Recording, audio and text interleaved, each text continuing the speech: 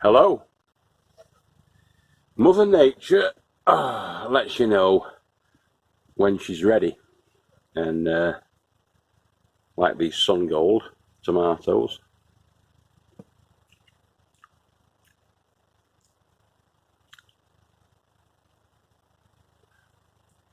when they're a rich sort of golden, orangey yellow, they're definitely ready. We've been eating the sun gold for about 6 weeks now, and they're still coming on. Now our cucumber plants are coming to the end of it now. Really, they're getting all yellow on the leaves, but we're still getting whopping monstrosities that weigh about 2 pounds, like this one. But not for long. So once they're gone, all the fruiting flowers in the next sort of, I would say, month, coming into September, we're not going to have many of the fruiting crops. I'm just looking at our tomatoes now. Plenty of blossom on them still, but only about 200 or 300 little tomatoes left.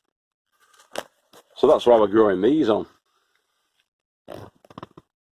Those aren't fruiting vegetables, they're leafy greens. And we're coming into the leafy green season now. And the darker and richer the leaf, the better it is for you and me. So it's all good. But for every season, there's a vegetable and a fruit. You can fight it if you want to, but I just like growing stuff. And to be honest with you, there's no real point fighting it. There's an abundance. There's an abundance of cultivated vegetables and fruit at the moment, going into August. There's also an abundance of natural, wild fruits and vegetables that you can eat and drink and imbibe in any way that you want to do. So you can only work with Mother Nature, really.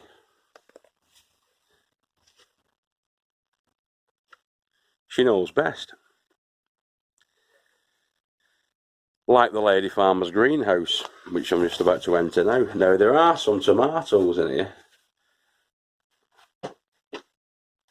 Not many left, but there are some.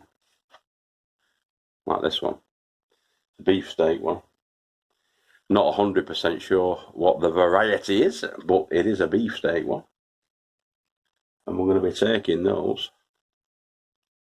There's 3 or 4 on that plant. But we've still got the sun golds, like this.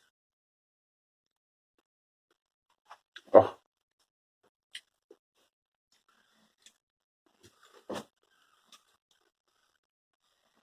Sun gold tomatoes are absolutely fantastic. We've got some pear varieties, we've got some other beefsteaks. But my favourite tomato is the sun gold. The taste of the sun gold is brilliant, absolutely fantastic. These are mini pop sweet corn behind me.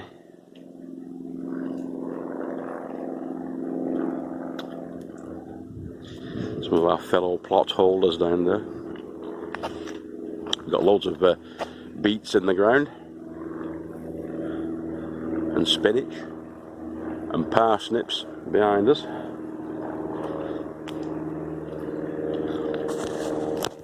I'm just having a wander around, I love it. All the potatoes are out now, but we are going to be putting some sort of winter and Christmas potatoes in. We've got some climbing French beans left as well.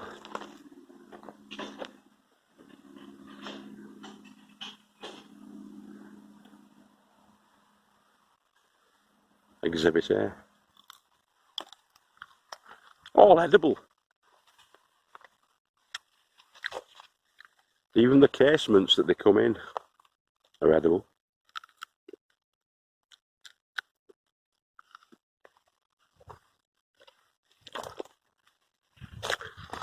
Our autumn fruiting stuff, such as the raspberries, will be coming pretty soon, as well as the pears and the apples at the top. But when you've got an allotment,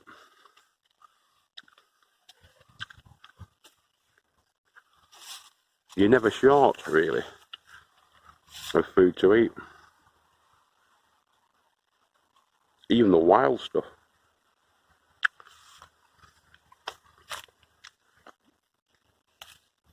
This is wild mint, which is growing underneath the apple and pear trees. Wild mint, quite strong. Wild mint.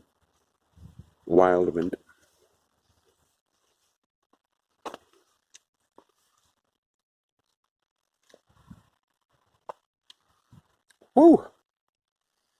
In this bed behind me, this was the former pumpkin bed.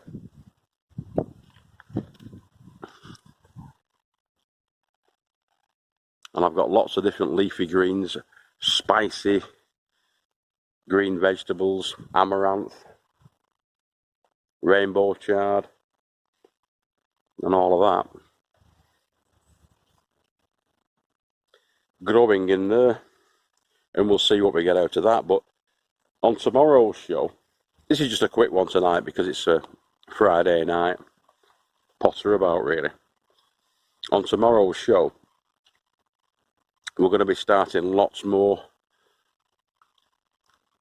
fall and winter vegetables. The summer fruiting stuff is coming to an end really now. You can prolong it, you can fight it, you can put concoctions onto your plants that'll help them grow a little bit longer. But in the next 4 weeks, your cucumbers and your tomatoes up in the north of England will be coming to a close. I don't like fighting it too much. We've had 3 or 4 months worth of good quality vegetables and fruits from those plants. Leave it at that. Leave it at that. Grow other things. Start them now though, because in 4 weeks' time, you'll have the small leaf coming through from your new seedlings. In 8 weeks' time, you'll have another crop. In 12 weeks' time, if we put the potatoes in like we are doing tomorrow, you'll have more potatoes. We've got 160 odd pounds in weight of potatoes, so we don't need any more. Not for the next 3 or 4 months. So for me, that's the way to do it. Next year, we may be thinking a bit differently next year. But this year, at this moment in time, we've just got peas and beans growing. More fresh peas, beans, leafy greens. They're all growing and coming on for the continuation of this season. It's just chilled out, isn't it? I'm chilled out down here now, today. More peas there, ready for harvest. Plenty of spuds. Got some cabbages. And Chinese cabbage in there, which I'm again going to be starting tomorrow. In there. Chinese cabbage, and on that side, cauliflower. But I've got all these empty beds. So weeding and sowing of your winter and autumn leafy greens is going to be happening tomorrow. There's some more peas that are going to be taking us into autumn. On that side, beans. Over there, onions. But the onions are only going to be starting in about a month's time, into September, to over winter. Same there.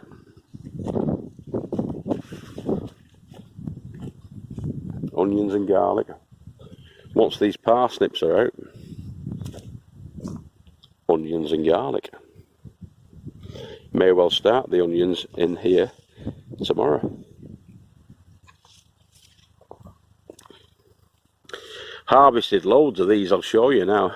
These are the courgettes and marrow. Courgettes and marrow.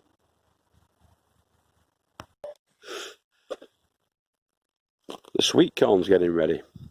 These are called mini pop, which are a slender sort of a cob. Give them a bit of a shake. Get these pollinators on the go.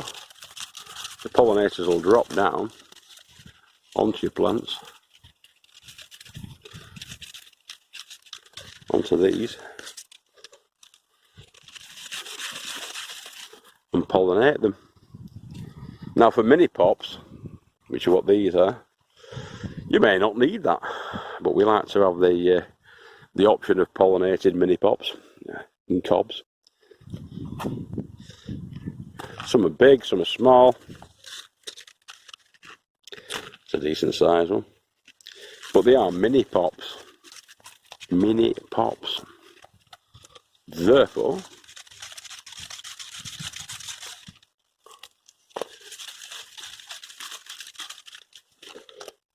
we're not expecting great big fat cobs. We're expecting quite sweet. They are very sweet mini pop.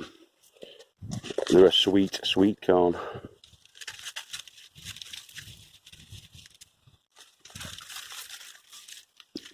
If there's not much wind about, like there isn't today, give them a shake. They'll fall onto the tassels and hopefully pollinate the cobs.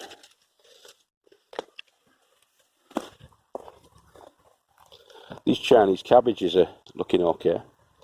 A little bit bitten by the slugs, but still we should get heads forming. I've got a weed as well. It's always when you've got an allotment plot or any garden really, it's a matter of keeping on top of the weeds. Constant weeding. These old pea plants need to come out because there ain't many left on these. They're ready for coming out. There's some nettle there. I'll make a nice nettle tea with that tomorrow. My kids, as soon as they see these pods, as soon as they start filling, they're all over them, scoffing them down.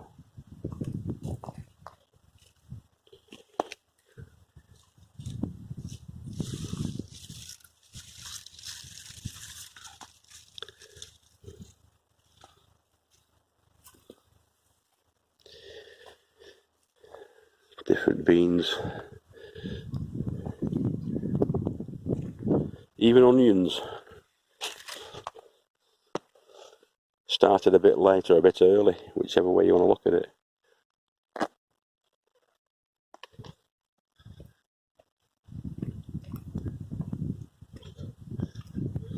I think these are going to be coming out, the damsons, because these are damsons that are definitely in distress. The last 3 years, we've been on here now for nearly 3 years, 2.5 years. We got this plot a year and a half ago, or just over a year ago, sorry, and I've never seen a ripe plum or damson that's been taken for the table. That's a plum tree. Never had a plum off it. Damson. Never had a damson. So it's pretty naff, unprolific. Chop, chop, out. They're going.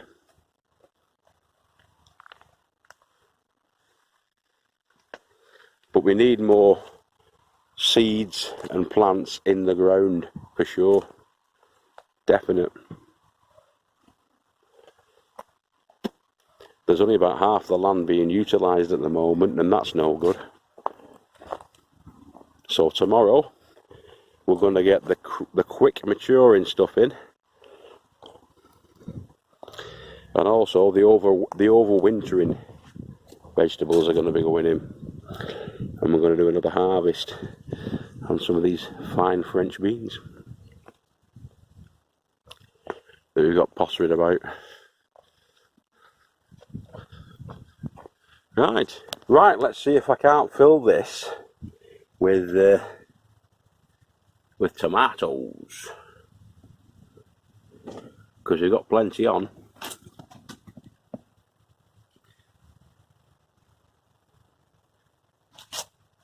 Right, let's go. So there we have a couple of pounds of small tomatoes, vining tomatoes, and cayenne pepper, 4 cayenne pepper, 3 onions, some courgettes, / marrows, and 2 cucumbers, and that's today's harvest.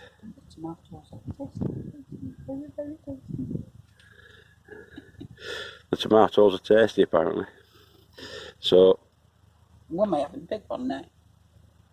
She's just taking one now. Them are the F1. They're like a light bulb shape, these ones. Weird, aren't they? Italian F1 tomatoes. Illy, or something like that they're called. An F1 variety. They are nice, yeah. But they are quite nice. As are the Sun Gold, the Super Sweet 100, which are these. And the Sun Gold, which are these. Sun Gold are my favourite, but there's some, as I say, cayenne pepper there. We'll do some concoction with these over the weekend. These. And some garlic. I'm going to get some garlic as well. Not a stir fry, no. I'll get some soup or something, or stew. Some sort of casserole type of thing going on. And that's us from the Little Farmer's Farm. Mother Earth's over there, somewhere there. And yeah, we're just having a proper chilled out Friday afternoon in the sun. And we're going to go and pick up our Bradley now, get him, the mini digger, and get him home. But yeah, if I don't see you through the week, I'll see you through the window. I've been Guru Murphinda, and as ever, we love you all. Keep growing with your head down. And if I don't see you through the week, I'll see you through the window. But I will see you tomorrow, because tomorrow we're going to be starting off loads more seeds for autumn and winter. So have a nice weekend. It's Friday tonight. Don't get too drunk, and we'll catch you later. Ta-da now, boys and girls. Bye-bye.